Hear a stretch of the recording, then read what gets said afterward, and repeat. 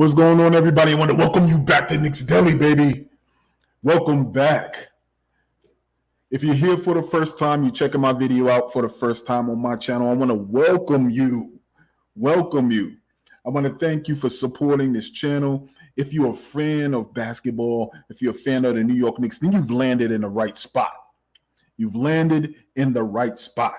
Now, if you're returning to the channel, my SB community, welcome back, baby. Welcome back. Let's go. You already know what it is. We roll deep up in this piece, and everybody eats here at Knicks Deli. Okay? So shout out to you all as well. Now, if you can't have those people who celebrate you and support you unless you have those other people who don't. And when those people tend to step in a room, we hit them with the bombastic side eye. Because we know they the ops. And guess what? You're rocking with the best, baby. But welcome to my channel anyway. Friend or foe, we want the smoke. And the smoke is exactly what we're bringing today, courtesy of your NBA champions, the Denver mother flipping Nuggets. The Denver mother flipping Nuggets. So we wouldn't be basketball purists. We wouldn't be legitimate fans and fans of the game if we didn't take an opportunity to extend congratulations to the NBA champions, the Denver Nuggets, and their fan base. Shout out to you all. Shout out to you all. Hell of a run through. In the regular season, hell of a run through. In the playoffs. And we're going to talk about it. Now, you know that the New York Knicks fan base is split up into several types of New York Knicks fans. So the type of New York Knicks fan that I am is one that once my team is out of it, I'm shutting everything down. I ain't watching no highlights. Nope. I ain't interested in those scores. Don't call me for a watch party because I'm going to be like, watch what? NBA League Pass? And New York Knicks victories? So don't call me for none of that. Because I ain't about that. I'm about us. But what I do is pay attention. I pay attention. I might catch a highlight here or there after the fact. I will absolutely listen to the interviews because you watch the game and the game doesn't lie. The game tape doesn't lie. But the beauty of anything is watching how players and coaches interpret what's just happened. And that's something that I'm a fan of. So we're going to get into that today. So I want to welcome you all to Knicks Deli. Shout out to you. It is officially the end of the NBA season. So I know that there's a lot of content out there that's going to be focused on NBA trades, NBA moves. Who's going to be unrestricted? Who's going to be restricted? What did this person say? What did that person do? And how does it affect the future of our New York Knicks? But in seeing the New York Knicks play the way they played this season, and in seeing how the Denver Nuggets carried about their business and took care of their business in the regular season and the postseason, I felt validated. I felt vindicated. And I felt the need to get on here and talk about it. So the title of this episode of Knicks Deli, Knicks Deli Edition. Title of this episode of Knicks Deli is The Knicks' Vision is Close. And the Denver Nuggets are proof of it. Okay? So I want to thank you for joining me. I want to thank you, for rocking with me and checking this out. But before I start anything, let me give a shout out to all of the SB community. I want to thank you for rocking with me. Thank you for continuous support and always contributing and being positive in this space. So shout out to y'all all as well. Also, want to let you know you can check me out on the socials. Okay?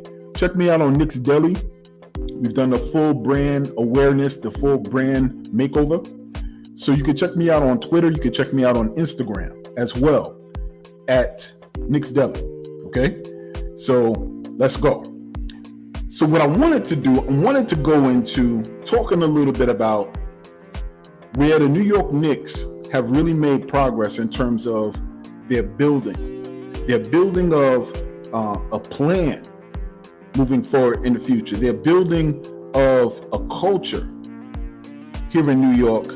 Their building of expectations and the standards of any player or of any executive that comes into the New York Knicks organization. Okay? The New York Knicks have found success in several areas. And the way that I know it is watching the journey and the path from afar of the Denver Nuggets. Okay? And what are the parallels? So shout out to my guy, D's World of Hoops. You know, as I was kind of putting together my outline for this show today, I always kind of get alerts because I'm a subscriber. If you don't know the channel, it's D's World of Hoops. He does great work. Go check him out. But I saw that he, either had a post or that could have been a topic of one of his shows recently. And I'm like, man, you know what? This is why great minds think alike. This is why I love the New York Knicks fan base. Not only are we strong, we're knowledgeable, but we're connected. Okay? But I really wanted to get into it because I love that the Denver Nuggets, the winner of this year's championship, it feels good. As a Knicks fan, it feels good. Because I remember when we battled them in the regular season. I'm one of the Knicks fans. That's how I'm annoying. I was going to their pages. I was going to their podcast pages and listening to how they was talking about it. They was talking saucy back then. They were. And now we see, rightfully so, they may have had a right to. I remember telling them, I left a statement under one of the podcasts. I said, you guys are elitist with how you talk about Jokic. You talk about him like he's the Dun Dada. Okay? And I had to eat my words. So I did what any strong fan would do. I stood up, I went over there, I said, congratulations. Shout out to you. Shout out to you as a fan base. Shout out to you as an organization. Okay? But I love that it's a team. They don't matter to Knicks Nation. If it was Miami, I would have been boiling. Had it been the Lakers, I would have been salty. Had it been almost anyone else, I would have had a problem, but I wanted the Denver Nuggets because that's exactly what they are, the Nuggets of the NBA. They win the title, nobody really cares. Okay? And that's exactly what I wanted. When you think about the Denver Nuggets, you don't think about jealousy. I don't feel jealousy. I don't feel animosity to that team. Their stars are good. They have a superstar. But all of their young players and prospects, all of their stars, their superstar is humble, is unassuming. He's not braggadocious. They're not arrogant. They're not in your face with it. Actually, on the contrary, Jokic is just like, man, what else we got to do? And some people are starting to paint it like, that's his way of being arrogant. Like, I can do this in my sleep and win championships. I just want to go home and tend to my farm. But that's what narratives do. That's what people who don't have nothing else better to do but to concoct stories. And here I am being a content creator, so I'm doing it myself. That's what we do, though. We don't, if you don't see many flaws, you find them. But with the Denver Nuggets, man, they got stars that are unassuming, they're humble, and their greatest star. I mean, the word on the street is that he lost his finals MVP. Somebody jacked it, he don't know where it's at. I think it's true to who he is as a person. That's not where he is. And when you have a tendency to grow up outside of the United States and you may not travel the same path as the majority of NBA players, people aren't accustomed to those type of narratives. that there's a value that's placed on an NBA title as an athlete because you come from a culture and you're ingrained in it. This man is not, he's coming from Serbia. He's just like, all right, I play this game. It's important to me and I'm kind of good at it. But I want to go home and be with my family. So I love it. So congratulations to the Denver Nuggets. I feel no way. I feel as if it's a reset button. You know, the Brooklyn Nets didn't win. Nobody else won. So any of the fan bases that get on and they hop on and they talk about who did what and who didn't do what, nobody else did nothing. Not Boston, not LA, not Phoenix, not New York. The only team that did something were the Denver Nuggets. The Denver mother flipping Nuggets. So shout out to you. Shout out to you. Okay? So that's where I want to start. I really want to start there. Because all along the way, whether it was going into the season, whether it's during the season and throughout the season, entering the playoffs or throughout the playoffs, nobody gave that squad a shot. All along the way, they were doubted and betted against. Although the record explicitly showed that they were a dominant type of team, people still overlooked them. I mean, they gave credit to Jokic, but as a team, everybody was waiting for them to get knocked out. Everybody was waiting for that right cross to land so that they could get staggered. I remember when LeBron James and Anthony Davis began hitting their stride. People was just like, all right, yeah, they're going to make a run. I could see the Lakers. I could see the Lakers up there doing everything. I could see them. But before I get my hands dirty and dive right in, let me get a shout out to the chat. My bad. It's been a minute since I've been on live. So I'm going to get a shout out to the chat. Yo, shout out to my guy, Gideon. Gideon. What's going on, fam? What's going on? Yeah, do me a favor. If you're checking this in real time or if you're checking this on your way home from work, smash that like button. Smash that like button. Let's go. I want to welcome you all. Welcome you all. Thank you, Gideon, for that. Gideon also says, I was emphatically wrong. Nugs have mental toughness and grit. The Nugs finally reached the mountaintop and captured their first title in franchise history. I'm with you. And to the Denver Nuggets, I say this. Sorry, bro. I'm sorry, bro. Y'all gotta apologize. Hey, yo, shout out to the Denver Nuggets podcast, DNVR podcast. They got about 4 bros on there that do a great job. They were extra salty and sensitive when the Knicks battled them. But that's how we like fan bases, because that's the type of fan base we are sometimes as well. But there's a guy on there that has some shirts, man. He creates shirts that they wear. And yo, I was thoroughly impressed, man. Like, you know, there was one shirt I think he had on there called Nug Life, like Thug Life. That shit was fire. It was fire. I ain't gonna lie, man. Like, he had some creative shirts on there, and I was just like, yo, that's low key lit. That's low key lit. So, shout out to the Denver Nuggets and their fan base. If you know me, you know anything about my channel, Knicks Deli. We do our research. We do our Googles, and we check out other fan bases, because I think there's no better perspective when you're facing an opponent to hear how the opponent views you. All right. When we talk about some of the changes and some of the improvements that we have to make as a team, as an organization, how we are viewed is probably the most important, because that's going to impact the changes we're able to make. What is the perception of us around the league? So this season, I was dedicated in making sure I scoped out the ops. I circled the block. I was spinning the block.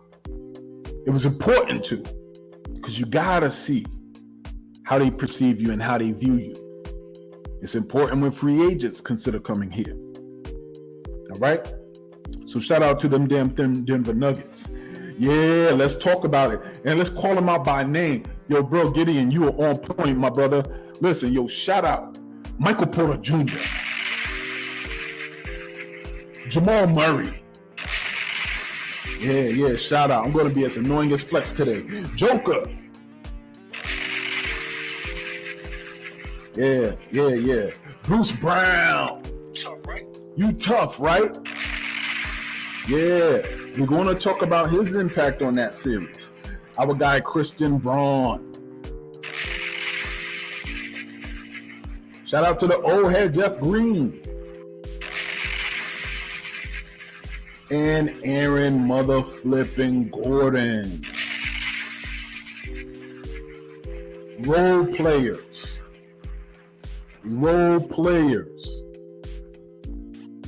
Let's go. My guy Wiz, Ashley Inc. 1 is in the house. What's going on, my guy? Salute to you as well. Salute to you. I hope your day is going phenomenal. I hope you're remaining safe out there. And I hope you're doing, as we all do, we get money. Okay? let's get this money. Okay? My guy Wiz, shout out to you. Also says, with the exception of Nicola, we can definitely duplicate their path. And come on, man, don't you be setting up the layups like that for me? Don't be setting up the easy layups like that for me. My guy Wiz is on point, always on the same page. So that's a great segue back into what it is that I want to talk about. The NBA is a copycat league, everybody. I've been saying this for the longest time. And sometimes when the NBA is a copycat league, after every championship that's won, you have two choices to make. One of two choices to pick from. One, you can look at what got that team to the dance and what got them to the point where they got the job done. And then you look at yourself and see how close I am to following that same blueprint. Or you can look around the league. You can determine whether or not that champion's run was easy, if there was a lot of weaknesses and vulnerabilities in their game, but they caught the right breaks in order to get to where they are. And then you look around the league and see what the league doesn't have. And then you go the complete opposite direction. And then you try to set the tone for what the league is going to look like in the future. Those are your two choices. The third choice is you do nothing. And you continue to mire mediocrity like the New York Knicks have done for the last 30 years. That's not where we are right now, but that's what we've done in the last 30 years. So with that, I say this, the New York Knicks are a move or two away from being able to fill a similar mold as the Denver Nuggets. And the fun part about that, the point that brings pride to me is that that's not even what we were trying to do. That's not even what we were trying to do. Does the Denver Nuggets have a dynamic point guard? Yes. Do the New York Knicks have a dynamic point guard? Yes. Do the Denver Nuggets center their offense around a dominant big man? Yes, they do. Can the New York Knicks have a situation where they either acquire or center their offense around a dominant big man, or they're currently doing it right now? That is a fact. We could we're going to always give crap to our own players. Say what you will. If we go through 1 through 31 teams in this league and we count the number of times Julius is a mismatch for the opponent, it's going to be more times than not that he is a mismatch for whoever he's facing. If we're including this season's performance. So that's a fact. And fiscally and move-wise and asset-wise in the bank, our farm system, if Julius isn't the answer, we are in a position, if the opportunity arises, to get that type of player on our squad, to add them to that formula. So that if you're looking at a point guard and a big combination that's dynamic, the New York Knicks are in position to be able to mimic and mirror that. And our path's trajectory was already on the way. in that direction. So this is why I say the New York Knicks' vision is working perfectly, and the Denver Nuggets are proof of it. They are proof of it. So once again, shout out to the new NBA champions. You guys are looking down your nose at the rest of the league. And listen, I can't be mad at it. I would have been too. You know, I know it's a party in they city. Shout out to Ja Morant. Shout out to my guy Ja. Yo, shout out to you, Ja. I don't know all my sound effects, but I'm gonna I got that right. Shout out to my guy Ja. Yo, so in looking at putting this show together, there was a couple of things that I did first. I first went to one of the podcasts, and I had to. And it's important. If you guys have not done this, go to a Denver Nuggets podcast. Go to a fan channel. Listen to the announcers. Listen to their fans. I wanted to feel what that energy was like. To hear what the energy of a fan base who had never won a championship before, who was always never favored to win a championship. I wanted to see what that energy was like. There was people who were like, they said, if I feel numb, it doesn't feel real. We were never considered, even in the small market teams, with the smallest in small market teams, that their reactions felt familiar to me. Their reactions felt as if I would feel once we get to that point. So I encourage you, go check those channels out. Go listen to them talk their talk. That's all I kept saying while I'm watching it. I'm like, yo, talk your talk. I can't argue that. They was just like, yo, we are the Dondada. Yo, one guy was up there, he was just like, yo, contrary to what you want to believe, we're the mecca of basketball right now. I was like, that's blasphemy, but talk your talk. I was so blasphemous. I was offended. It was like he knew Knicks fans were looking. But he was talking his talk. He said, contrary, popular belief. We are the mecca of basketball right now. I'm like, God damn. Yo, I ain't even.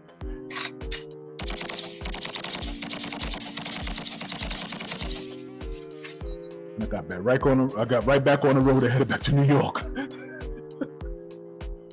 Talking that disrespectful shit. I was loving it though. I was loving it. So as I'm watching their show, there was a piece that they were going through each of the personalities that was on the couch, right? And he asked this one guy, and he said, what are your thoughts on anything, on the team's run, on the players, on Joker? What are your thoughts? What do you got to say? And Knicks fans, my SB community, yo, this man said the following. He said, I just think back to the beginning of the season and during the season and even going into the playoffs. I just think back to how frustrated I was when I listened to what it is they were saying about our team. When I listened to what it was that they were saying about Nikola Jokic. From the moment we drafted him at a late pick, we drafted him in the second round. Every time we as a fan base saw him make incremental improvements, major media markets, opposing fan bases, they found a way to dull the shine that was on him, to knock off the glitter, to put him down, even though we are watching this man grow and improve. Some of the things that they said was, Jokic is not as good as Jahlil Okafor when he was coming out of college. When he was coming into the draft, they said that he's not as good as Jahlil Okafor.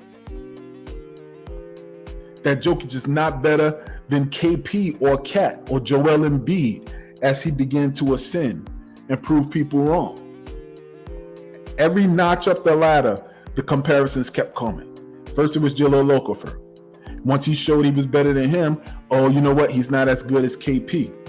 Once he showed he was better as him, oh, you know what? He still ain't better than Karl Anthony Towns. And then once he started doing what he was doing in MVP races, then it was him and Joel Embiid. Oh no, we can't give him 3 MVP trophies because that's historic. So this fan was talking his talk. He also said he was just like, yeah, they said he wasn't good enough to be the best player on a team. You can't win with Jokic as your best player on a team. You need an alpha. You need an alpha player that's going to come here number 1. He can't be the best player on a team.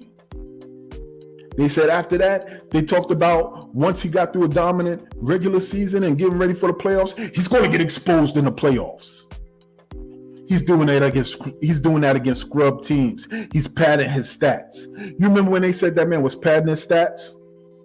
Shout out to Kendrick Perkins.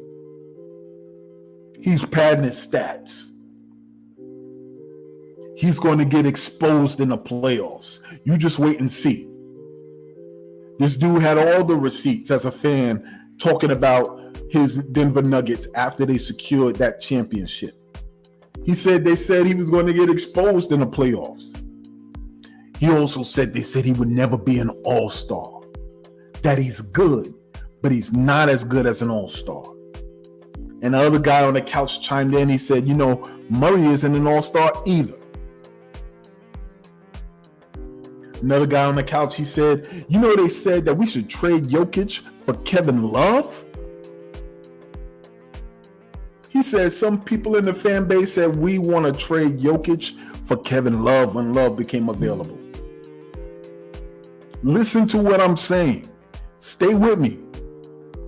Stay with me. Listen to what it is that I'm saying. They said that man is never going to win an MVP in this league. He ain't athletic enough. He's too slow. He's not even in shape. They said he can't play defense. You can't win with him and your best player can't play defense. The last 2 things that they pointed out when they was talking their talk, looking at the screen directly, saying, we see you and we heard you when you said it. When you talked about Jokic, you said he will never win a championship. You said it. You said he would never win a championship. And lastly, you said he would never be one of the greatest of all time. And they looked and they held up their list. They said, check, check, check, check, check. It don't matter what you say. I'm looking at the screen like, talk your talk. Talk your talk. It shows you that they're knowledgeable and they're passionate about their team. They got a list of things that they were just waiting to show receipts on. So I say this to you, Knicks fans. When they said Joker was not as good as Jahlil Okafor, who do we compare Julius Randle to? Who do they compare Jalen Brunson to? Who do they compare RJ Barrett to? How old are they? How many times do we look at our players or other teams and these experts look at our players and say, you're not better than that player in the league. You're not better than that player in this league. You're not better than that player in this league. How many times is it said? How many times do we hear that our players are not good enough to be the best player on a team that'll win a championship, that we don't have an alpha on a team? How many times we heard that? How many times do we hear it's an expectation that the New York Knicks are going to get exposed in the playoffs? How many times? This season alone, we had a situation where our guy wasn't allowed to get the nod to go play in the All-Star game. Talking about Jalen Brunson. And they said about Jokic, he will never be an all-star. He's good, but he's not an all-star. And Jamal Murray, who dominated in this playoffs, wasn't even an all-star, hasn't been an all-star yet. How many times do we hear that about our players? And we see that the conspiracy against getting our players, or there being too much of a New York presence in any particular space in this NBA? How many times? How many times are we ready to trade off our players like the Denver Nuggets fan base and the media was trying to trade Jokic for Kevin Love? You kidding me? You kidding me?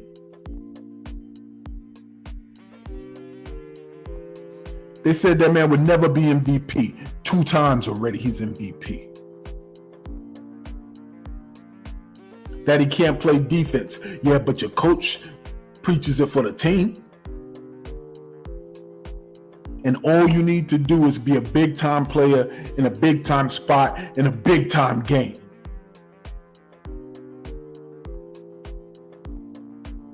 Who are the toughest players in the league on defense? Are they holding up the trophy? Are they holding up the trophy right now? Talk to me. They holding up the trophy?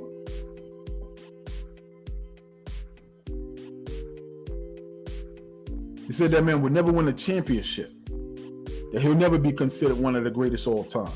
They was arguing whether or not he was top 3 centers in the league this season. Now they're arguing whether he's top 5 of all time. How quickly can the narrative change? How quickly can the narrative change? But the change doesn't come quickly, because what we see over in Denver took a period of over like 10 years to do. 8 years with Mike Malone being there. And that's what I want to talk about. Both of these teams struggle in the finals. Miami and Denver struggled to score. Many of you in here are getting moist over offense. You ready to ship Mitchell Robinson out to bring in somebody like a Miles Turner,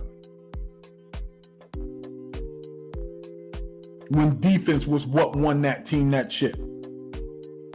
Defense was what brought both of those teams to the finals, when that soft-ass offensive stuff had to be kicked out the window. Y'all still trying to get Money Making Mitch out of the 5 spot. Put some respect on that man's name.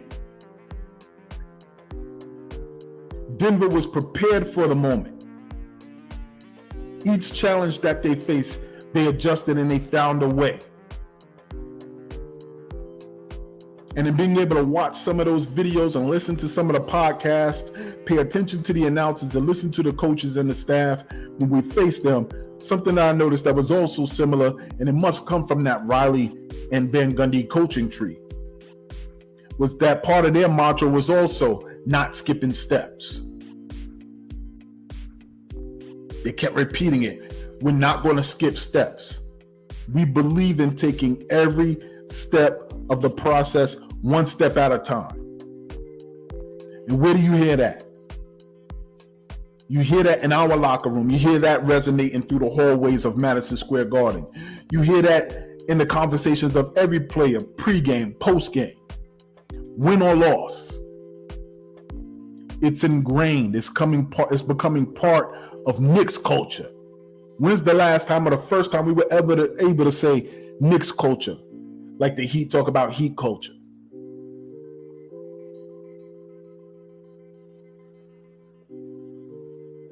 It was great to see the Denver Nuggets fan base talk their talk, because this was a window where that championship was up for grabs. It was wide open. The Denver Nuggets proved that. There was no super team. I told y'all in the middle of the season that we had a chance to win this championship. Cass was just like, yo, shit, man, you going off the deep end. All right, bro. I mean, conference finals, maybe, and y'all were right. I'm not, but tell me this wasn't a year for us to get it done. You can't tell me it wasn't. You can't tell me you don't see, ultimately, if we had a couple of our players get hot, we may be having a different conversation right now. And one thing I want to say that was impactful for me as I was listening to different fans who have podcast channels talk about their team winning the championship, one caller called into the show, and he said something that'll forever stay with me as a Knicks fan until we get to the mountaintop ourselves.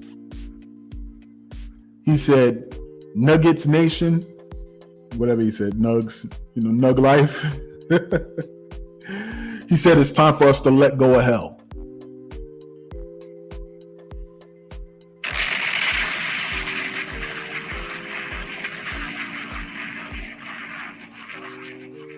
Yo, he told the fan base, yo, it's time for us to let go of hell.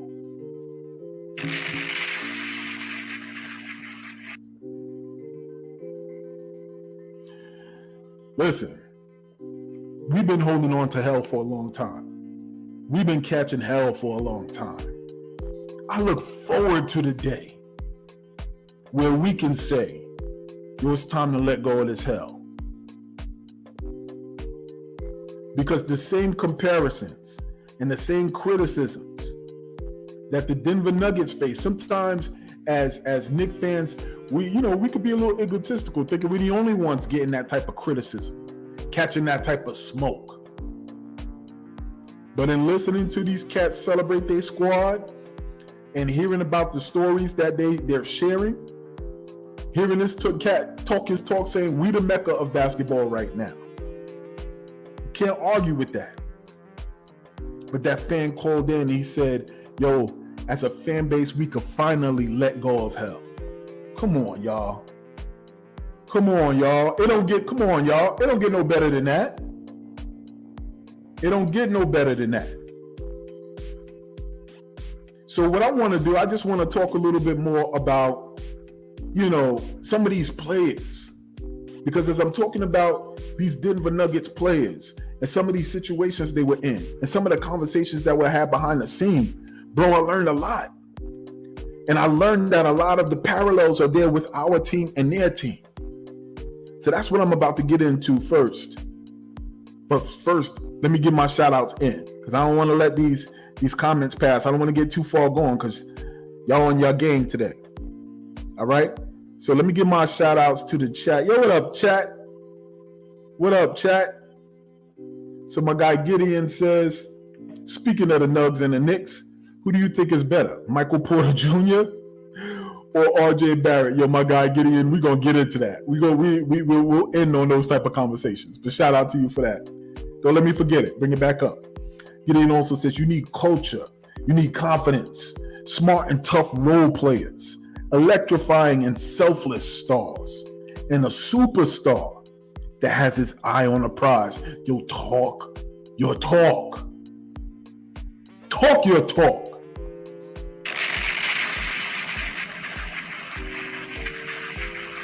My guy Gideon also says, you need a coach who doesn't give criticism, but gives feedback and holds them accountable. Also gives praise and adulation. You saying we don't got that, Gideon? You saying we don't got that? You saying we don't got players who are electrifying and selfless as stars? You saying our superstar? I consider Brunson a superstar. I think it's just a matter of time before everybody gets on board of my shit. You saying our superstar don't have his eyes on the prize? That what you saying, Gideon? You know, we friends or foes, we want to smoke. Let me know. Let me know if that's what you're saying. You might be right with some of that, though. Ash Ink 1 says, Gideon, MPJ is better right now, but RJ has everything he needs to match or surpass him. Facts. And players always look good when they got another superstar who looks the best on the floor. And that's something we got to keep in mind. When you got players who are the best at what they do, showing it on the floor, everybody else around them looks good. So MPJ is shining. I'm about to get into MPJ as well, because there was a couple of statements that he made that I was just like, yo, fam, man, on point.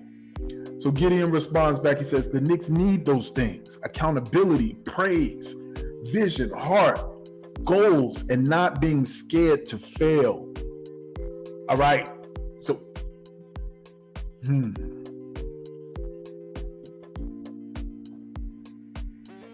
The key is, I think organizationally, we know. I think organizationally, that's what we've been trying to embed, plant, and really reinforce since this new regime has gotten here. I truly believe that. I say that wholeheartedly with no strings attached. I think that has been the vision and the goal for this organization. I think what we don't realize sometimes as Knicks fans, or as fans in general, I don't just want to say us, I say all NBA teams, it is not as easy to make transitions in this league. And when you can't come up off of a player, you're going to have to be able to operate as functionally and as effectively as you can with that player while he is there. Many fans throughout the season, I heard verbalize their discontent or their disapproval about the way Tom Thibodeau interacted with Julius Randle during the season. How we were able to see Tom Thibodeau maybe scream at RJ Barrett, but he doesn't do that in public to Julius Randle. You also got to keep in mind what the narrative was before these guys got here. You got to realize what the narrative is on Tom Thibodeau before he got here. The narrative was he ain't a player coach. He gonna burn your knees out. You know, he's a taskmaster. He grinds and grinds and grinds, and he makes you almost fall out of love with basketball if that ain't your personality or your style of approaching the game. That was the narrative. In 3 years, with 2 coach of the year awards later, players are now looking at New York because they see how players are thriving on the team under Tom Thibodeau. But more importantly, they're seeing how they talk about Tom Thibodeau. Stop trying to get rid of a coach where the players are not expressing dissatisfaction with him. You got to understand it's already pressure to play in New York. What player is going to want to come to the team if they see that their coach is chewing them out in front of the world on the most pressurized stage as it is? Popovich could do it in San Antonio. That's a small market. Unless you got league pass or you live in San Antonio, who watches Spurs games? The brightest stage in the NBA. And y'all not even considering all of the different layered factors that has kept us in the basement of this league, that has kept these young, sensitive cupcake stars away from that spotlight. They don't want that smoke. Wait until we get a superstar who can handle it. Wait until one of the players on our team emerges and ascends to that point of being a superstar, so the rest of the league can see certain type of players can handle that, because that's what it takes to win a championship. That's what we got to keep our eyes on the prize about. That's what we got to stay locked in, focused on. That's my main point. My main point in looking at the parallels of Denver is the Denver Nuggets fans were calling for the heads of Mike Malone. They celebrating in the streets right now, but they want to throw him in the streets within this 8-year period. Go check the tape. Go check the articles. Just look for the titles. Do your Googles. They were calling for him to get kicked out. They say he ain't had no offense. Everything that y'all are saying about Tom Thibodeau, everything that we are saying, because I wasn't always 100% part of Tibbs Mafia. Yeah, that's why I call it Tibbs Mafia. John on board. Be part of Tibbs Mafia. Support the Teflon Tom. I'm part of Tibbs Mafia, goddammit. Yeah, I said it. I support the Teflon Tom. I'm gonna ride for him too. We circling the block. We spinning the block. Circling and spinning. Okay? But I hear you, Gideon. And Gideon agrees with Ash. My guy Wynn says, I agree that Randall is a dominant big man, except the IQ difference is huge. I see no lies detected. No lies detected. Gideon also says Michael Porter Jr. is more athletic. He's a better finisher. He gives better effort on defense, and he's a rebounder. But he's also an athlete that plays a game where you're constantly rising and falling, putting pressure on your lower back, your hips, your knees, your ankles, your feet. And he has a history of back issues. My guy Drip, more or less, go salute. You tough, right?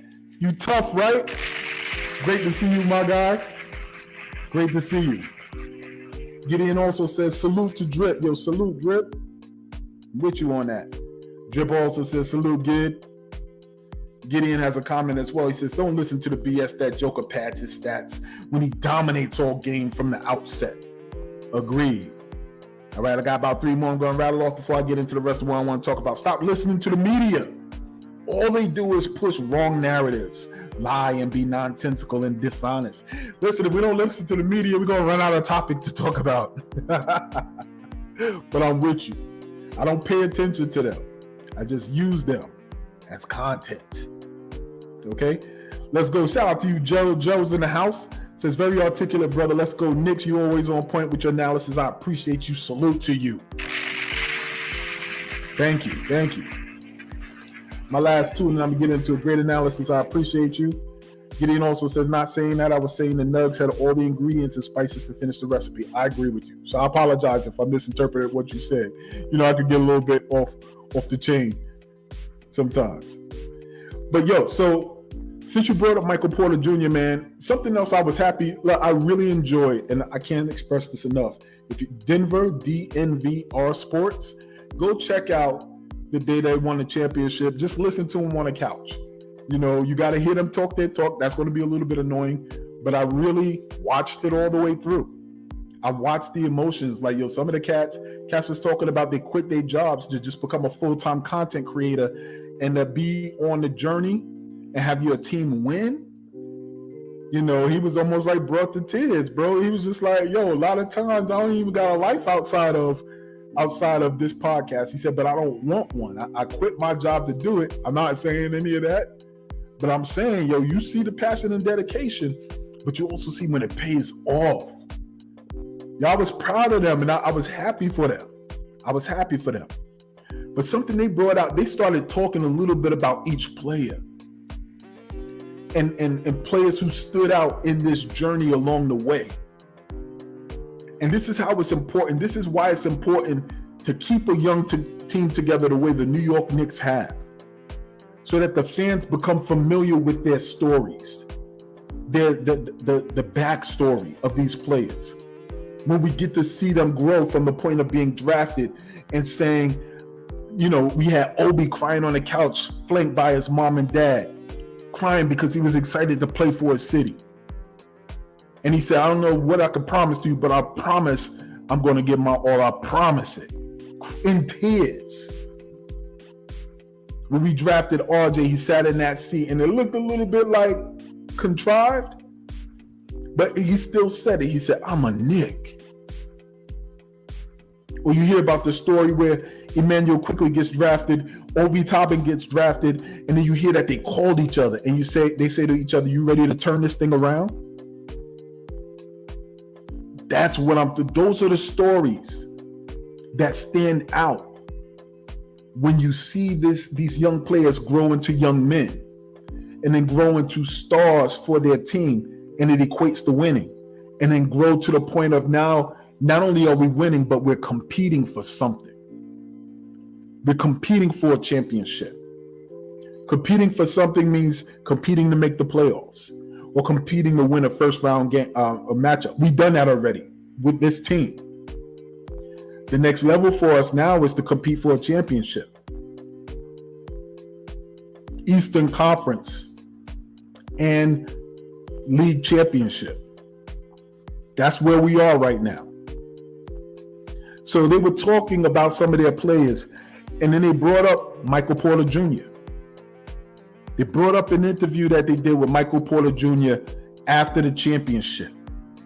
And something that they said, and I was so impressed by it, man. They said that he said, you know what? In this finals, I sucked. My shot was going down. I don't know what was going on. I couldn't hit a basket. And they said that the reporters asked him, how did you feel about you being pulled by the coach and being replaced by Bruce Brown? And he said, you know what? I suck, but it doesn't matter because we're champions. It doesn't matter because we're champions. He also said, I'll work on that over the summertime. I'll look at my mechanics. I'll look and see what I did. Well, I'll work on it. I'll be better next year. But right now, it doesn't matter because we're champions. Michael Porter Jr. would go on and say, he would go on and talk about nobody giving him a chance. He said for himself, nobody gave me a chance. They backed away from me when they heard I was having struggles with my lower back. People passed on me. They let me drop. He was supposed to be one of the top 5 in that draft. He was supposed to be. He was cooking people in high school and college. But once that word got out about him and his back issues, they backed away from him. He looked at people in the camera. He said, no one gave me a chance. I shouldn't be here right now. If I listen to you guys or let other people tell, I shouldn't be here. And then they thought that he would get him off of this high horse. And they said, well, you know what? How do you feel about being subbed in for Bruce Brown at critical moments of this game in this series? And his response to them was, I should have been. I was stinking up the joint. They should have pulled me out. Because we ultimately won the game. He was able to go in and hit some big time shots and make big time plays in big time games. And that's what being selfless is. So shout out to Gideon, who talked about that selflessness that we need. That's what's important.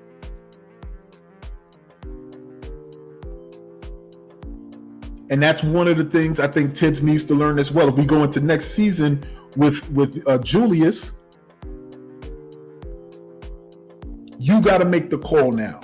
You familiar enough with these players, the confidence and build-up stage, that's already gone. They know that you're going to ride for them. But if you see it on the floor and you think you need to pull them. Put OB in. Make that adjustment. Because not only do players need to view tape and make adjustments, coaches do too. But when Michael Porter Jr. said that, he said, I'm happy they pulled me out because I was sucking. There's no pauses on the live, okay? He said, I'm glad he pulled me out because I was stinking up the joint. I'm happy for Bruce Bowen. We are champions. Bruce Brown, we are champions. And you got to respect that. You got to respect that. So let me go to these comments real quick before I go into my next topic, which is Mike Malone. Okay. Shout out to Dripmore. He says, salute. Where we at? Let me make sure. Dripmore also says, we at the Knicks Deli, baby. You already know it. Knicks Deli Edition. Knicks Deli Edition, baby. Shout out to you. Throw up those likes if you're checking me out. I appreciate you being here. We're talking about how these Nuggets are a similar blueprint than the vision that we have for our Knicks. So we in good shape. We are in good shape. Gerald also says salute. Shout out to you. Gideon says Michael Porter shined in the playoffs. Let's go. Gideon also says Michael Porter holding himself accountable and not caring what people think of him was huge for his confidence. It absolutely is. It's a different understanding that you have to have when you're playing at the highest level of basketball. All that street you got to leave outside. Or that college or that high school, leave that outside. Turn off your social media. Lock in on your coach. Lock in on your team, your family, your brothers. Lock in on the goal. The air gets thinner the higher you go. No pun intended with Denver. The air gets thinner. The higher you ascend, that applies to the game of basketball and the life. Be careful what you ask for. Be careful when you ask to win consistently because expectations get higher. Be careful what you ask for. Julius, wanting your own team so you come to New York. Be careful what you ask for. The criticism takes place when you're right in the spotlight of the brightest light in the league. Be careful what you ask for. Knicks fans, be careful for what you ask for when you want to see your team play a disciplined brand of basketball. You want to see your team play defense. You want to see them compete on a night out and night in basis. You want to see them string wins together. But be careful for what you ask for, because you got Tom Thibodeau.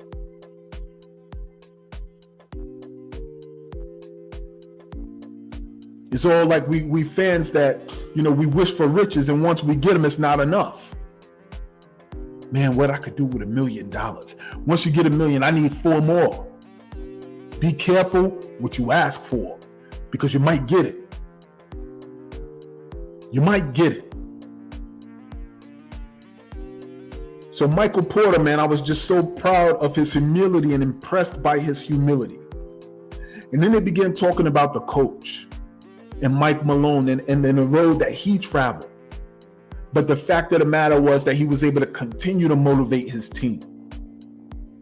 And not only do you motivate your team when you're in big spots, that you have an ability to make adjustments. I know that's something that Tibbs is continuously working on as well. But this is a league where you can never be too experienced, because it's always something new to learn in this league. But they talked about the fan base being rabid in terms of those moments when they was calling for his head, and that he stayed locked in and focused when they were asking him questions about his job security. And he said, my focus is on the people that's in that locker room. And when they started talking about Mike Malone, it made me think about the interview that I saw with Mike Malone recently. And it was part of one of the backstories sometimes in his playoffs. But they were talking about Jamal Murray. And it was an interview they did with Mike Malone, and Mike Malone reflected on a conversation that he had with Jamal Murray shortly after Jamal Murray had that injury to his, I don't know if it was his MCL or ACL, where he blew his knee out. And he talked about Jamal Murray catching up with him a little bit later. And I think it was his exit interview. Jamal Murray's exit interview after he had the injury. And Jamal Murray said to the coach, I guess you're going to trade me now. I'm damaged goods, right? I guess you're going to trade me now. That's crazy. You imagine a 21 or 22-year-old wanting to be successful with the talent and the level of drive that young man has, feeling like I already know what's coming. I already know what to expect. I guess you're going to trade me now because I'm damaged goods. And Mike Malone looked that young man in the face. He said, that's not what we do here. You get back. That's not what we do here. You get back. We got your back. Knicks Nation, that can only come from a coach that is confident in his ability to be there. Knowing that the organization promotes stability from the top down.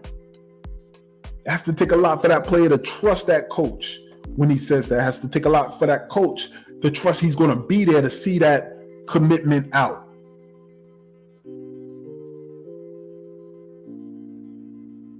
A year or two later, they're holding up the Larry O'Brien trophy because that team and that coach chose to stick with a young player that had talent but had an early injury in his career. Because that team chose to stick with a young player they drafted who had a recent history of back issues, betting on his youth and his ability to heal up in hopes that he can contribute to helping this team win big time in the league, in Michael Porter. Patience. Letting them cook. Here in Knicks Deli, we let them cook. That's what you see in that Denver Nuggets team. It took 8 to 9 years of setting the culture, drafting, seeing the talent in the players before they could see it in themselves or before anybody else could do. They are unquestioned with that. Look at Nikola Jokic, second round. Look at Jamal Murray, passed on. Look at Michael Porter Jr. passed on. It's a rare skill in this league when you can see the talent. You have the vision to see the talent or the potential in someone before they see it in themselves, before other people see it in them. So when y'all sit there and y'all question, listen, let's just throw this person in the trade. Why can't we see this? Listen, what will they say about a Julius Randle? If a piece or a play is made or there's a way to tweak or sign somebody and we go on this run and win a championship, at that point, what will the narrative be of Julius Randle if he's a key player in helping secure a championship? Because you see what happened with Jokic. He'll never be MVP. He's never going to be better than this player, that player, or that player. He don't play defense. He's soft. He's not in shape. He's only dominating because this is in a center league. This is center league now. Does he cook Mitch when we play him? Yes, he does. But we got 3 big body bigs to run him out there. Like Mitch would say, yo, we good over here too. Yo, we straight. So I wonder what happens if the Knicks tweak and make the right move that takes all pressure off of Julius Randle. And he completely acquiesces and changes his game and we make a hell of a run. And we get that chip. I wonder what the narrative is going to be on Julius. I wonder. When he doesn't feel the need to have to make a play because 2 other people on the team are making huge plays, let's see where his IQ goes. I do think he makes a lot of those mistakes because he wants to win. I do think that. But it took 8 or 9 years of setting the culture for the Denver Nuggets, drafting and seeing talent before others saw those talents. They have the magic eye. And I tell you this much, Knicks Nation, SB community, all of my patrons here at Knicks Deli, the New York Knicks have that magic eye too. They have that magic eye too. This regime has shown it. That they have an ability to see talent in players by picking Mitch Robb in the 2nd round, by picking up IQ at number 25, by picking up Quentin Grimes, who is starting up for us right now at number 25. Say what you will about Julius, but when they plucked him, once we were out of the sweepstakes and decided, he's going to be a young piece towards building something in the future. 2 All-Star games, 2 All-NBA acknowledgements later, Most Improved Player award later. This is what we have. A man is already etching his name in the record books for Madison Square Garden and the New York Knicks organization. The New York Knicks also have the magic eye, Hoyt. You got the magic eye.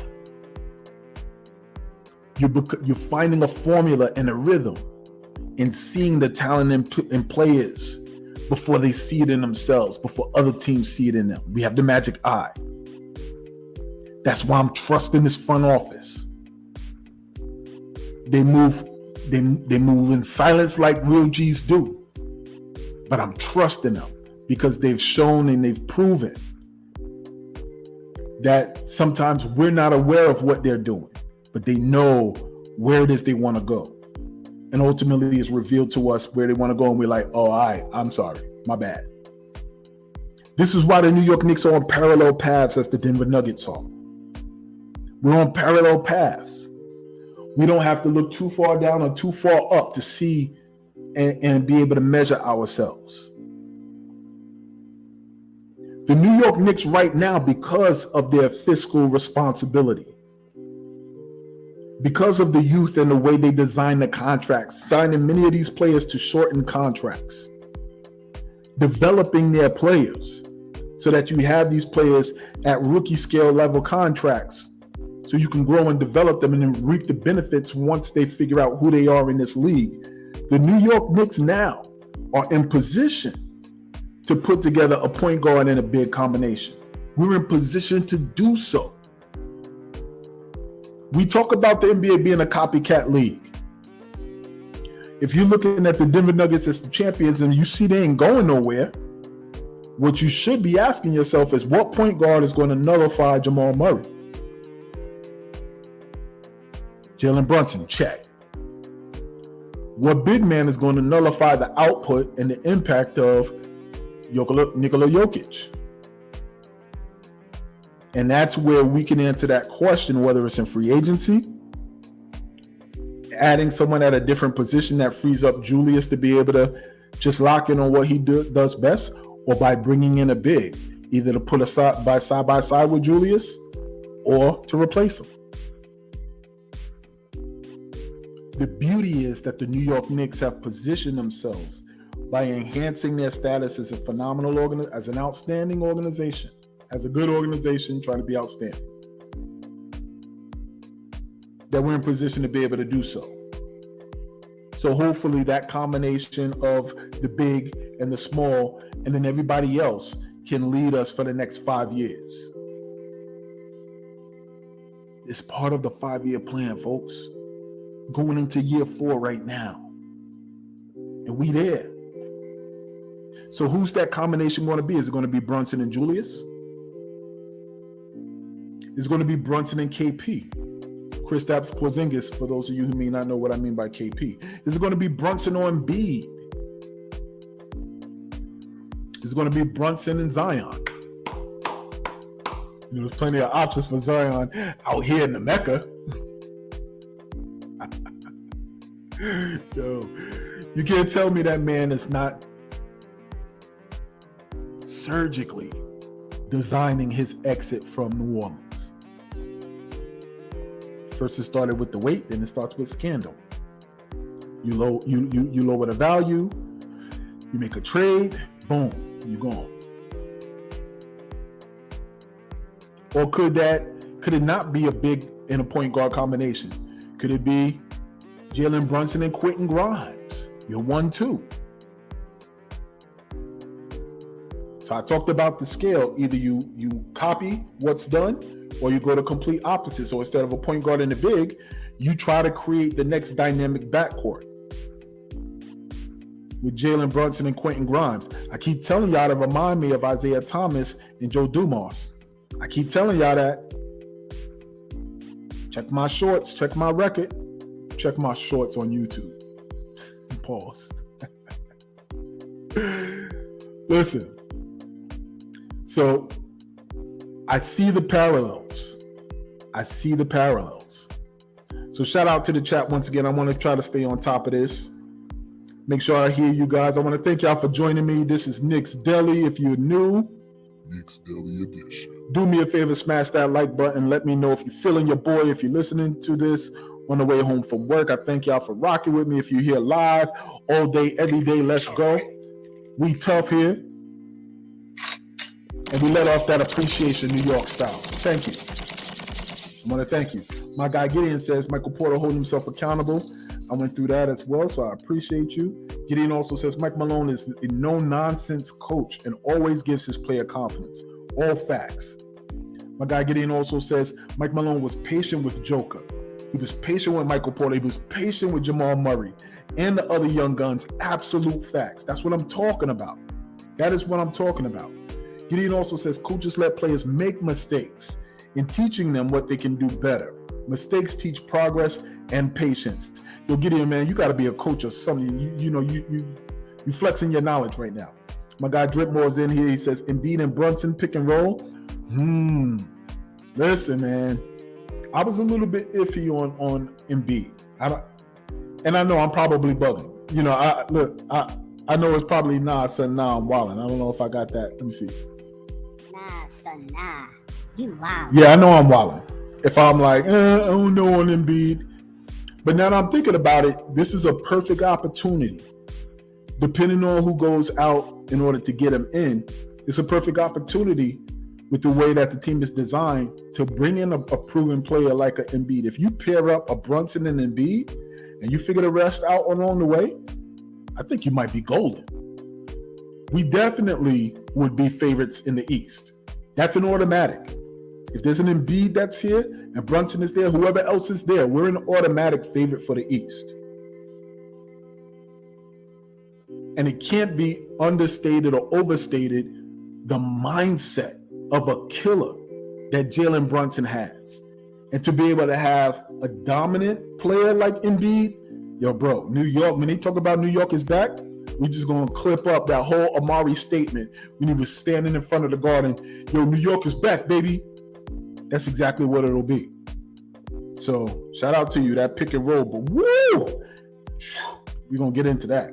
Gideon also says, also improve on your flaws at the same time. Don't change your personality for no one. 100% facts. Be who you are. Be who you are. And that's my major beef. Listen, I don't want to go. That's my major beef with LeBron. Yo, brother, you are already on the Mount Rushmore. You may be the mountain of Mount Rushmore that all the other figures are ingrained in. But just be. Stop trying to be and be. If you ever watched the Matrix movie, there's a scene where Neo is fighting Morpheus, and he's like, I know karate. Morpheus is like, show me. And they doing the bat, bat, bat, bat, bat, bat, bat. And everybody's watching is in awe at Neo because he's so fast. I've never seen somebody so fast. But Morpheus is like, boom, boom, easy, easy, easy. So the outside world is impressed with you. You know what I mean? And you're moving fast. Ultimately, Morpheus looks at Neo. He says, stop trying to hit me and hit me. And I say that to LeBron, yo, bro, stop trying to be the GOAT and just play. Be you until you retire. And that title is already yours. Let's keep it a buck. That title is already yours. You chip away at it being yours every time you try to self-promote. Every time you try to be. Every time you try to be instead of just be. And LeBron fans stay getting at me. That's what's wrong with your boy. He's insecure. And so are y'all, because y'all continue to try to come at me with this argument. I'm like, yo, your boy don't realize he's a basketball god. He's continuously looking for approval. It don't work that way. I guess it did work that way when Mike was playing, but Mike was killing people. I mean, killing. It was no question the number of bodies that Michael left behind on his way to every championship. And for you young cats who are listening to this video and you're like, oh, here we go, another one. No, see, that's the difference, because y'all watch these fuzzy VHS tapes or these VCR, clips or whatever on YouTube, and you think, oh, you know what, today's athlete is blah, blah, blah, blah, blah. Nah, F that, bro. You gotta have been there to watch that man cut out your heart, look at it beat, eat it while it was beating in front of you, and spit the blood in your mother's face. That's what Michael Jordan was doing. That's what he was doing. That was the type of lead. And at the same time he was doing it, he was deflecting it. How can you call me the best ever when I didn't play against Will? I can't say that, but in his mind, the type of competitor he is, he'd be like, I eat him alive. But he never said that. And so it was a respect of other eras and the players. Because if those people are still alive, you're going to have to see them. But y'all, this young generation of LeBron, when LeBron was coming up, all y'all did was watch video. And you tried to copy, and that'll get you to greatness, but you don't understand the greatness and the moment and the competition and the hurdles and everything. You just watch it on film and you hear the stories. That's why it's important to just be. Stop trying to be like everybody else on this channel. I'm not trying to be I'm being myself. This is my genuine self. I'm corny sometimes as hell with my jokes. I'm animated. I'm loud as hell. My neighbors is probably mad at me. I love the Knicks. That's what it is. And I'm a little bit old school and a little bit new school. So you're going to see the super friends on my videos. Hell yeah, you're going to see that Saturday mornings, all me.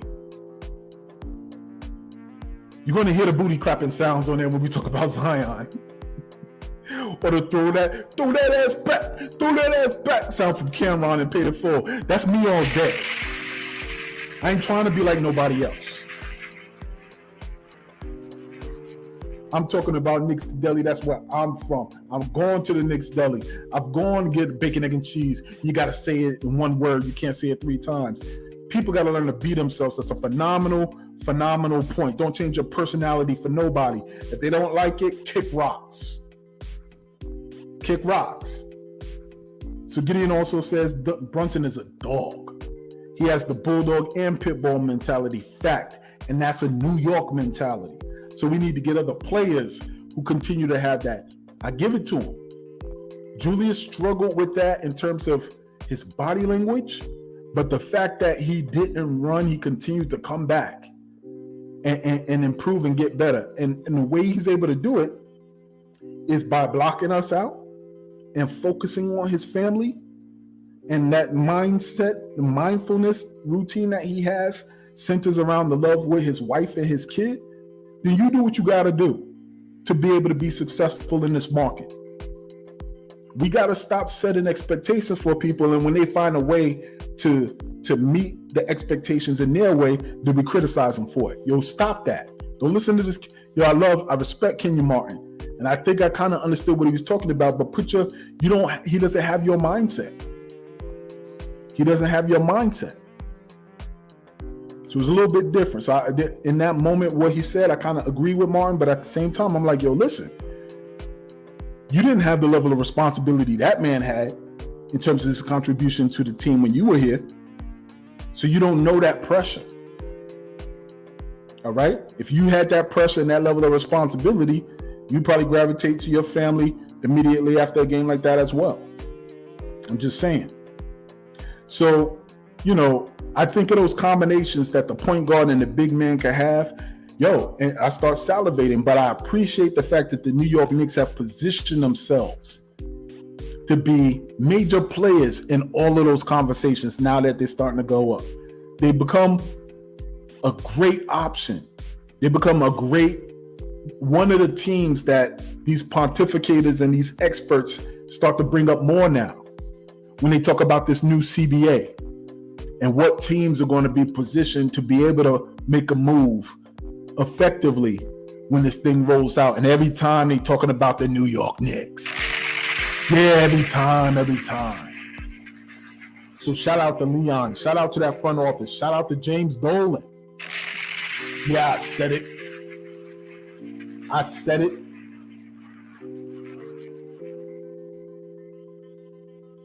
So yeah, the Denver Nuggets created an environment where those players could develop. They absolutely did. And it makes me reflect on our players. When you have a playoff series and IQ doesn't show up.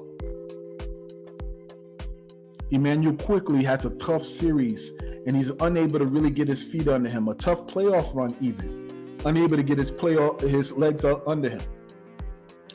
Julius gets injured, but doesn't really talk about the extent of which he tries to fight through it.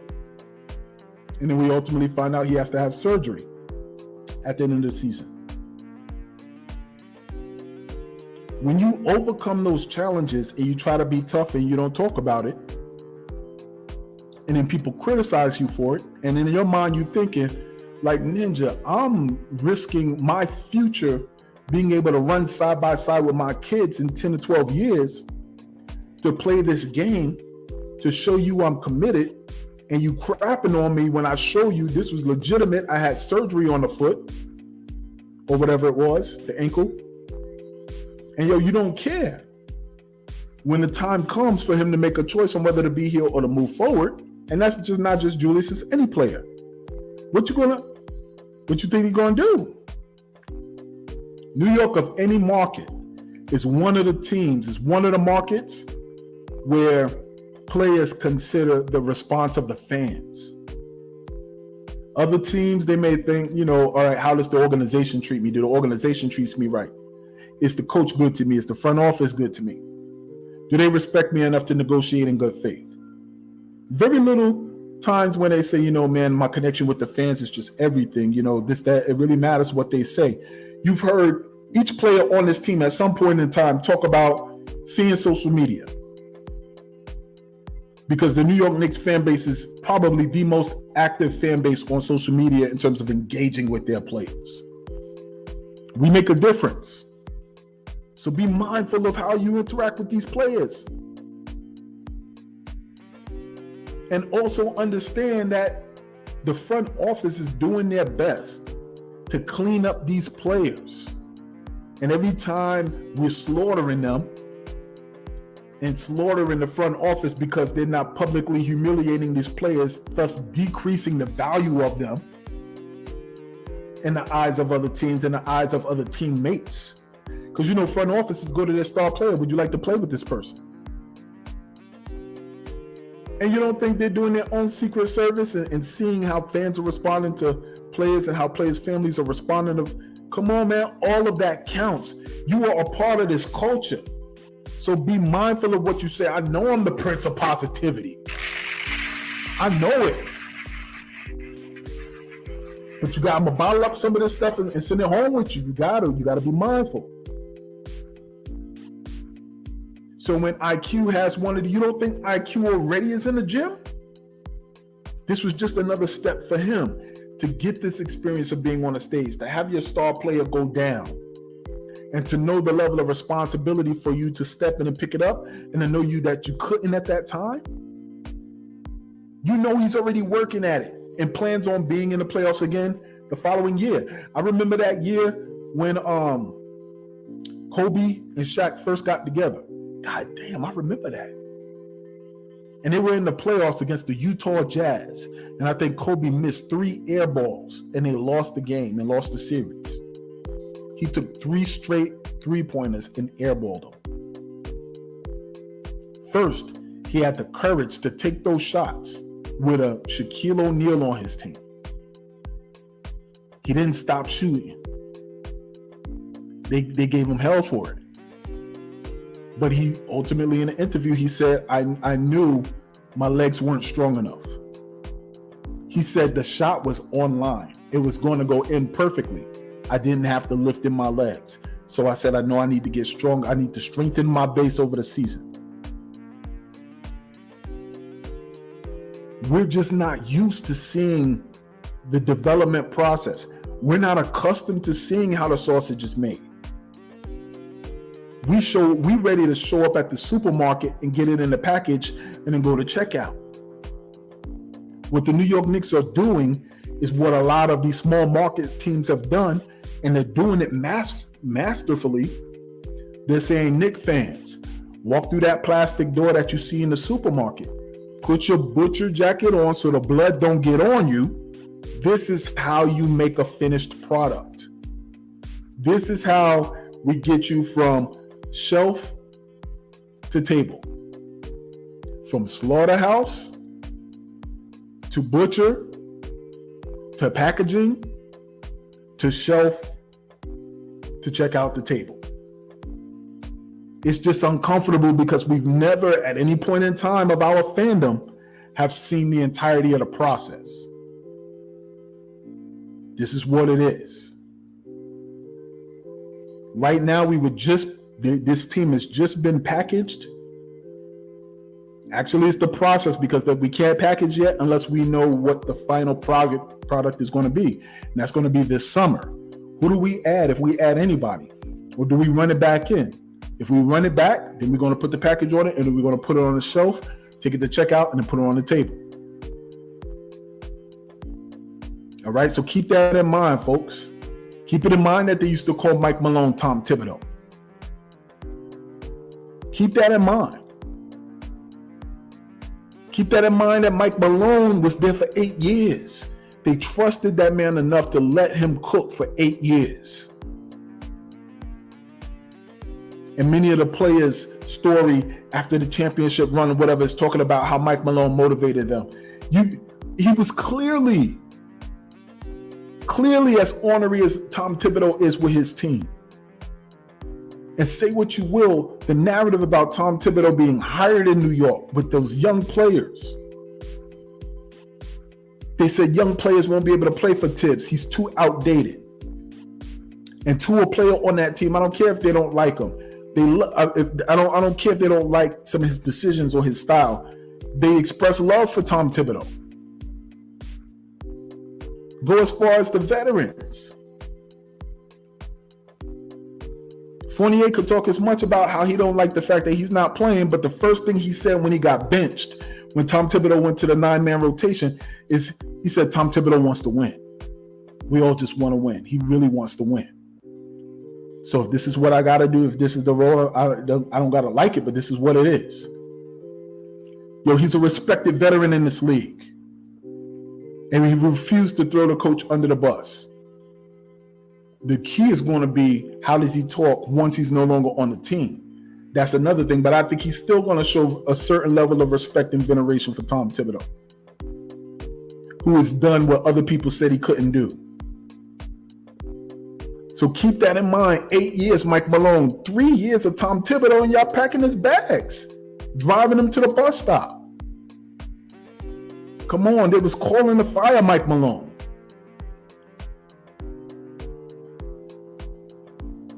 Right now, similar to a small market team, we're similar to that small market team in that no one wants that smoke. I'm not talking about the Canadian smoke, but the smoke from the Mecca. Y'all quick to talk about, oh yeah, we need to fire coach. Nobody wants that. It's not a hot job. If you fire Tom Thibodeau now, no coach is going to want to play, because they're going to be like, if Tom Thibodeau is friends with the front office and they fire him after only 3 years, what you think they're going to do with us? And then we back to that reputation of it's a shit show in New York. It's a circus in New York. It must be Dolan. Fire the owner. All y'all Knicks fans, I know all of you Knicks fans are fans of The Apprentice. That's what it is. You want to be able to say, you're fired. And your Vince McMahon, that was Vince McMahon voice talking about the President Trump show. I put respect on that man, and he was the president. You're fired. Yo, New Yorkers, come on, man. You tough, right? You tough, right? Deal with Tom Thibodeau until his contract is out. Deal with that man. Let these players, let this team cook. Let that front office cook.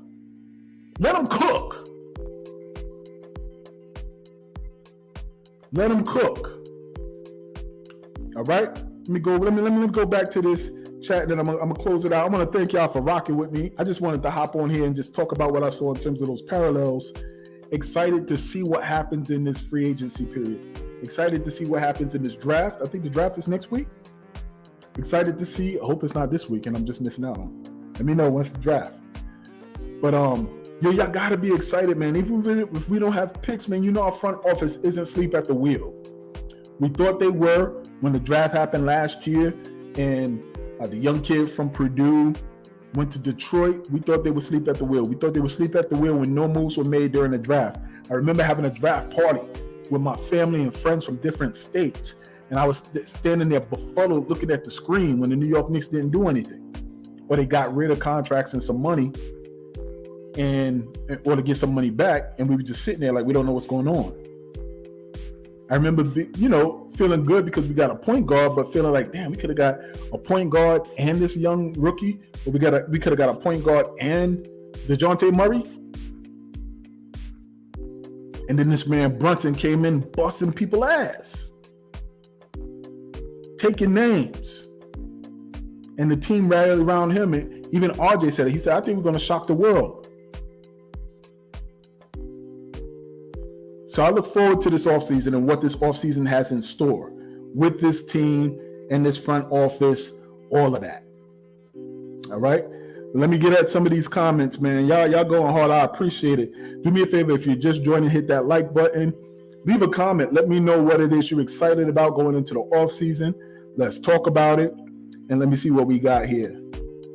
My guy Gideon, I love it, man. You are active, my brother. You are active. So he says, Gideon says, Michael Porter shine in the playoffs. I think I read that. I agree. Gideon also says Michael Porter holding himself accountable and not caring what people think of him was huge for his confidence. Read that as well, but you're absolutely right. Gideon says you should have a panel. Listen, man, I think I might open it up. I don't know. Y'all want me to open it up? Put this thing out there and see what we talking? Yo, Drip Moore says respect to being selfless, 100%. And I think we're about there, man. That only comes with a team who knows and loves each other. And this team has professed that already this season.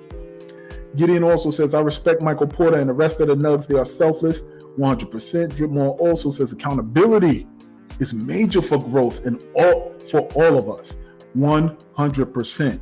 That's why I always love sports, man. You can learn life lessons through sports. Gideon says, yep. Zay, my guy, Zay, what's good, brother? Hope we get KP back.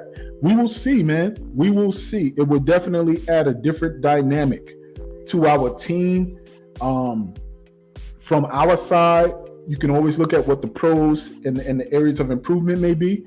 But from the opposing side, they got to guard us different. Gideon also says, also give your best effort no matter if people like it or not. Some people will criticize, some people will praise. Don't be scared to fall short and get back up. My brother, you up here talking your talk. Gideon also says, Mike Malone coached his butt off. He also made proper adjustments and it paid dividends. Shout out to you. Oh, where we at? Also says Mike Malone is a no-nonsense coach and always gives his player confidence, 100%. He was patient with Joker. Did I read that already? I think so. Let me go down and see where we are. Boom, boom, boom. There we go. Let's go, Ribby. What's good, my guy, Ribby? He said, F it. Zion from Randall and iHeart. Fire emoji. Then Rose for Caruso in 2 seconds. Oh, in 2 seconds. Yeah. Listen, man. You know, I'll be honest with you, bro. We poo-poo Zion. Yo, if you put Zion next to, if you put Zion with RJ again, he's going to be in shape. He's going to be in shape. He got out of shape in New Orleans because this kid is not happy. And I know many of us who are from like my era, you know, cats are just like, yo, what you mean not happy? Sometimes you just got to do what you got to do. Get out of your feelings and do what you got to do. That's not this generation. This generation, when they're in a peaceful state, a happy state, bro, like they'll lock in, they'll focus, they'll give you everything that you ask for. When you're unhappy, you're distracted. When you're distracted, you end up on social media headlines like Zion. You end up a little bit out of shape because your mind is cluttered. You know, the external of your temple reflects the internal. If you're not happy, if your mind ain't right, then externally you see what's happening. That's all that is for that young man. He's competitive, so that's why he's still a mother flipping man-child, a beast in terms of his frame. But the body and the composition is not allowing him to function as the athlete he is. Put him in New York with Tibbs and RJ, bro. I think it's a good investment. I think it would be. I think it's a risk, but it's a risk worth taking. It's a risk worth taking to have a potential uber-duber superstar. That's what he would be in New York. If he was a superstar in New Orleans, he's uber-duber in New York because the lights are the brightest. And he has a level of unstoppability when he's in shape. So shout out to you, Ribby. Ribby says, salute, shit. Shout out to you, my guy, man. It's good seeing you. Why you say cap, bro? What we talking? What I'm cap about? Ribby says, like everyone said, if you hurt, don't play. Look, I understand that. And Gideon says, I agree. But on the flip side, you know, a lot of people from my era will be like, Tough, right? You tough, right? You know, so I don't know. It's almost like you damned if you do, you damned if you don't. All right, so real quick, let me see what's good. I'm gonna take about 5 minutes. I'm gonna put this up only for about 5 minutes. Y'all want to hop on and talk to me? Let's go. Let's go. Nick's Deli, everybody eats, so it's time to let y'all eat. So let me see if I can post this in the chat. I'm gonna post a link in the chat. Get this in here. Bam. what we talking? What we talking? In the meantime, I will read the rest of these, and then we will close out. If nothing else, Brunson had a bad ankle, wrist, and back, and still balled. That's facts, bro. If they would have sat out while they were injured, we would have been eliminated in the first round. I'm just saying. Everybody at that point in time in the year is injured. That's the players. Gideon says, if you want to open it up, you could. Let's go. Gideon also said it's up to you. All right, where we at? There we go. Hold on for a second. Letting G Money in. Yo, Shout out to you, my guy. What's going on? Let me give you the proper salute, bro. Let me give you the proper salute. Yeah. woohoo! What's going on? G Money, my guy. How you been, bro? Great. I'm doing great. The Gideon, my uncle, that's me. That's my real name. Gideon, my uncle. Oh, let's go, my guy. G Money, man. So, all right, so I'll remember that. So talk to me, man. What's on your mind, bro? Salute. I mean, one, congrats to the new 2023 NBA champs, the Denver Nuggets. Though they proved me wrong. They proved me wrong. They proved everyone wrong. Michael Porter, Aaron Gordon, KCP, Nikola Jokic, Jamal Murray, everybody shine bright under the playoff stage. Jeff Green, Bruce Brown, Christian Brown flexed their muscles in the playoffs too. Mike Malone, I gotta give him credit. That's right. Great coach, man. I mean, bringing confidence, defense, proper offense, accountability, gives good feedback, avoided criticism, and he did a good job. That's what I love about Mike Malone. He gives the right feedback, and he teaches his players what he can do better, but he understands that they can make mistakes and they can learn and grow. And that's why you got to love this Nuggets. Denver's like a family. They're like a family of brothers, family of... They're like a big family. They want the best for each other. They teach what they can do better, what they're doing well, and that's why they're champs, man. That's right. So do me a favor, man. I mean, talk a little bit about where do you think we are in terms of any moves that we're considering. What do you think? What are you looking forward to the off season about with our team? What New York needs a small forward. We have a point guard. I think we have our two guard. We need a small forward and maybe a stretch five. I love Mitch, and Mitch was Mitch Zilla against the Cavs. Let's go. Against the Cavs, but against the Heat, he was terrible. I love Mitch. Great defender in the paint, athletic freak, the rebound. At the same time, he's not a stretch five. He did make free throws in close games in the playoffs. We noticed though. But I give Mitch credit for that. My issue with Mitchell Robinson, I'll just give him the feedback. I think he really needs to learn how to stretch really needs to get maybe a little bit of a jump shot in there if he could though. And I love Julius Randle. I know Randle got too much flack, and to an extent it is kind of warranted because Randle wasn't inconsistent in the playoffs. Mm-hmm. At the same time, he is a guy that did carry us to the playoffs though, with Jalen Brunson. So he's a good player. He's a good player. He can shoot, he can post up, he can rebound. My only concern with Randle is that he's kind of inconsistent sometimes in the playoffs, and he can try to do too much. That's my concern with Randle, though. RJ Barrett. In the regular season, he was up and down. In the playoffs, he was amazing, using his size, his strength, his free ball, the finishing. My thing with RJ needs to work on is his defense, his playmaking, and his free throw shooting. If he can work on those things, then he'll be good. And Jalen Brunson, or Jalen Brunson him. I mean, how can you not love this guy? Jalen Brunson is a dog, a bulldog, pit bull, has the pit bull mentality.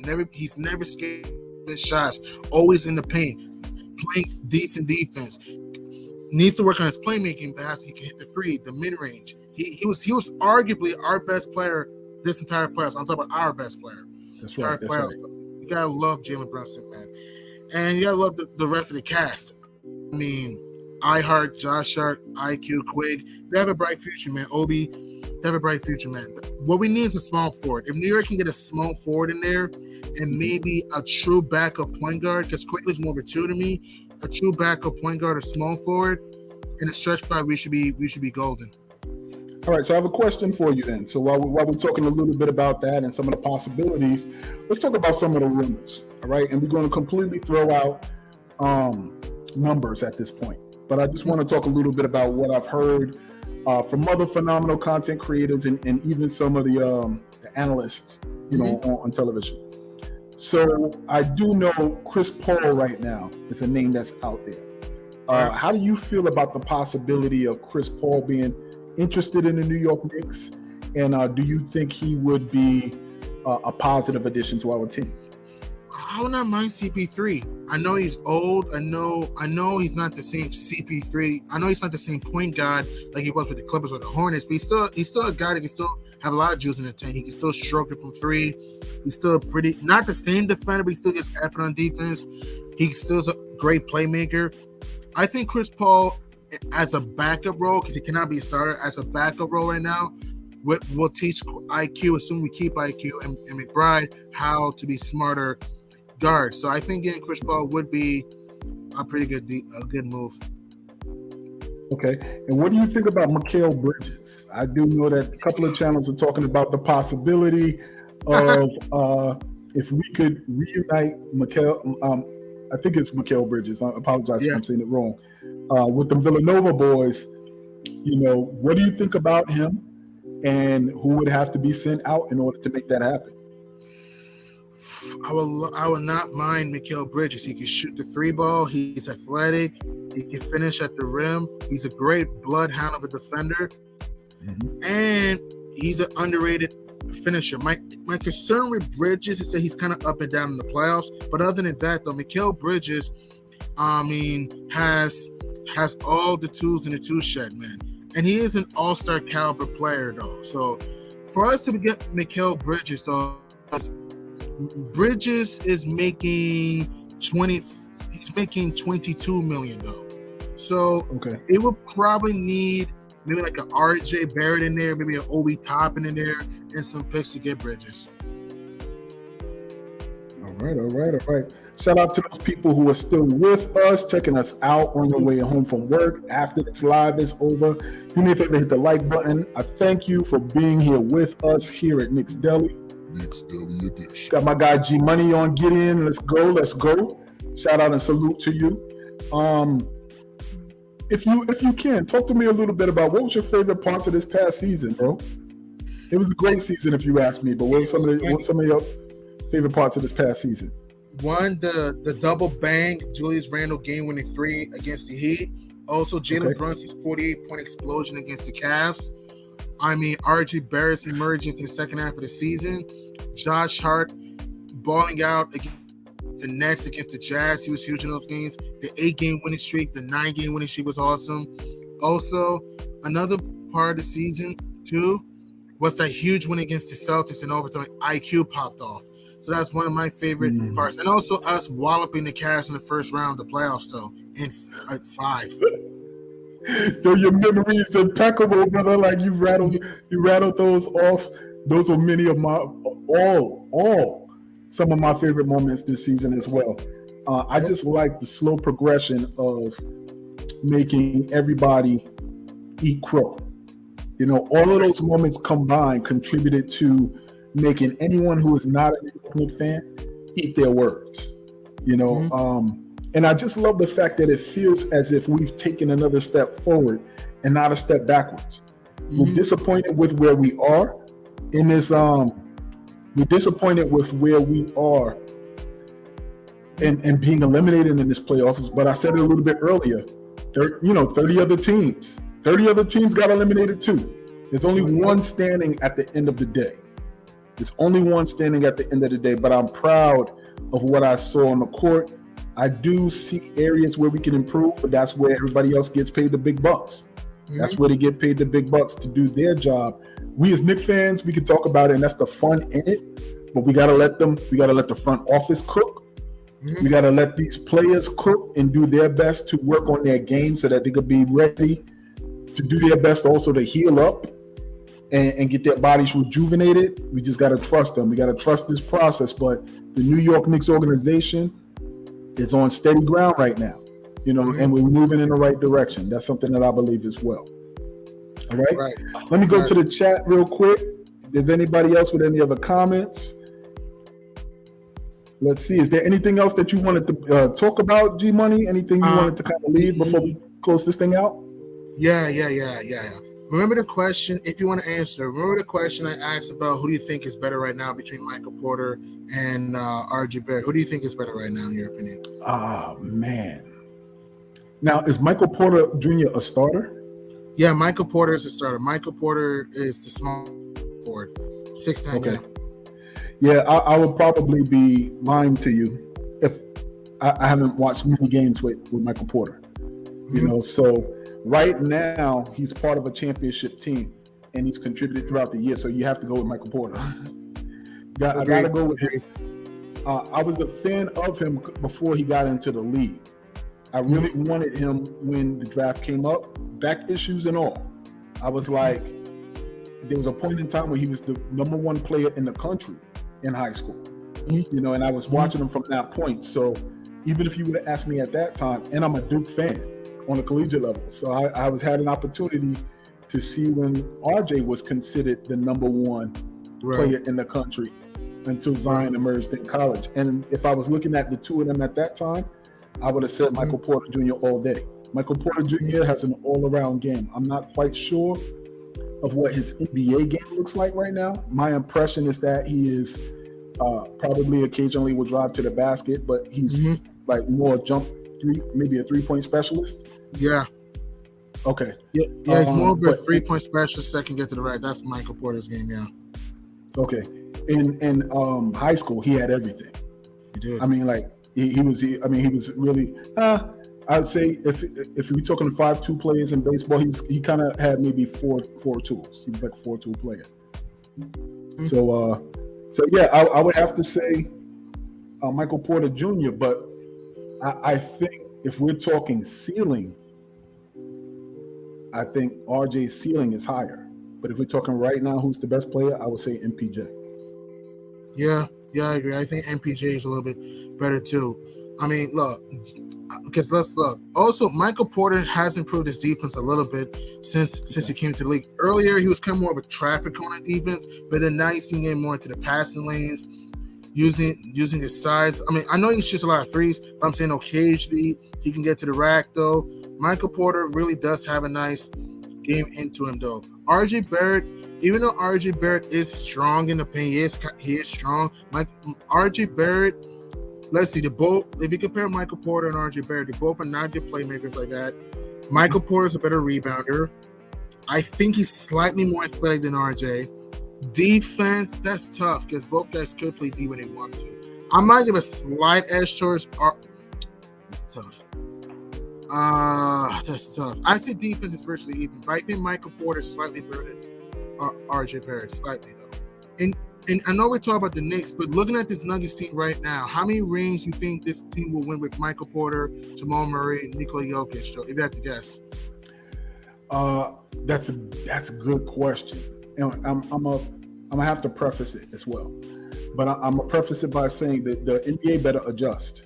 The NBA better adjust because this team is a team that's young, and I don't think there are any major disruptions in terms of their personnel, in terms of contracts. I don't know that to be a fact. I would have to go and look at it. But they're cohesive, they're young, and there's not many egos on that team. So if the NBA doesn't adjust, let's say in this off season and when that new CBA happens, to be able to compete with the Nuggets, they can rattle off a three-chip run. It's possible. Because they're only going to get, if they stay healthy, they're only going to get better. You know, the first championship, I know a lot of players talk about it being the sweetest, but they also talk about it being the toughest because you don't know what you're doing while you're navigating your way to the championship. Right. Like Clay said when they won their last championship, you know, and Memphis was talking all that stuff. They were just like, yo, listen, we could be on a struggle bus in the regular season, but we've been here before. You know, we know what it takes to get to the final and the closeout games. So if the NBA doesn't adjust quickly, we're looking at House Nuggets being, you know, the mecca of basketball. It's very possible. It's very, very possible. Right. I mean, if you look how young this Nuggets team is. I mean, think about Michael Porter, 24, Jamal Murray, 26, Nikola Jokic, 28. I mean, They gotta keep Bruce Brown though, because Bruce Brown's a free agent. So they gotta keep him though. Let's assume he comes back though. If you look at how it comes back, Bruce Brown 26, Christian Brown, I'm sorry, 22, KCP. I mean he's 30, but he's not old. I said Joker's 28. Aaron Gordon 27. I mean Zeke Naji 22. Ish Smith. Sorry, he's gonna retire soon. Peyton Watson 30. Jock Watt 25. They're a young squad, man. The Nuggets are a young squad, and Mike Malone's a good coach, man. Very good coach.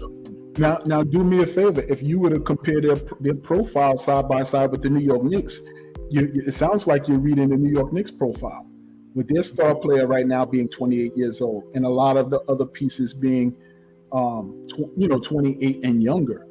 And then what style of coach do they have? You have Mike Malone and then Tom Thibodeau on the other side.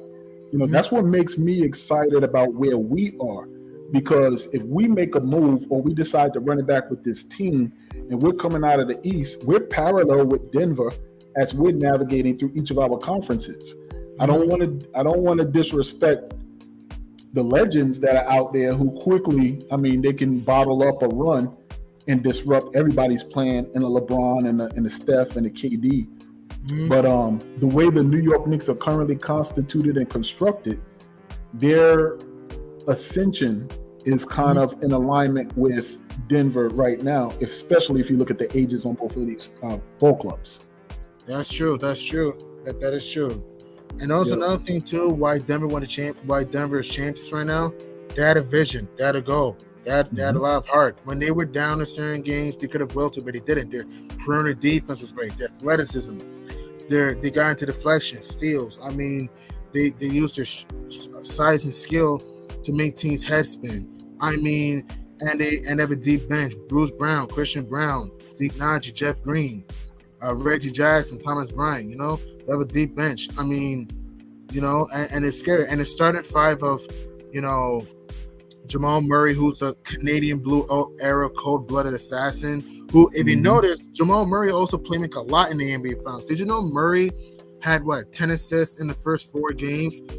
And then the last get 8 assists. The first 4 games of the 10 assists is the most ever in a Finals debut by any player. Joker was amazing. He had a 30-20-10 game. This is the first ever 30-20-10 game in the NBA Finals, though. And also another thing too, Michael Porter, his rebounding improved, getting to the glass, using his strength. Aaron Gordon was the unsung hero in the finals, using his athleticism, bullying cats in the pinch post in the low block, hitting the 3. KCP, he was streaky at times. At the same time, played great hard-nosed defense to hit dagger threes when it mattered the most. And you gotta give this team credit though. So, and that's what it's tough. No, you're absolutely right, man. Like the Denver Nuggets dominated this season. You know what I mean? 16-4 in the playoffs. Yep, and 8-1 down the stretch. Like they played no games. They went into every one of their games like, all right, we need to get rid of these cats. We need to take care of business. And to have that level of focus in a team, you know what I mean? It speaks a lot to the best player on the team, but it speaks a lot to the culture that's built. And interestingly enough, this version of the Nuggets team in terms of the coach and the team reminds me of the first year that Tom Thibodeau arrived. Because on that team, Tom Thibodeau's voice was the loudest voice on the team. Right. You know what I mean? So it was almost like, well, who's the leader?